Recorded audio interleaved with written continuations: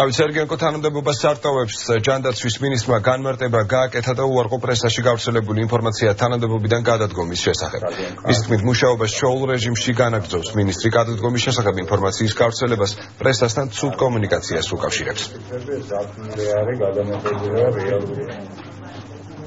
ეს ინფორმაცია არ შეესაბამება სიმართლეს და ჩვეულებრივად ვაგრძელებ მუშაობას იმ გეგმის მიხედვით, რაც არის შეთანხმებული. ჩემი მინუსი არის, რომ ორი კვირის განმავლობაში ვერ მოვახერხე პრესასთან, ასე ვთქვათ, სერიოზული ურთიერთობა ინფორმაციის მიწოდების მხრივ.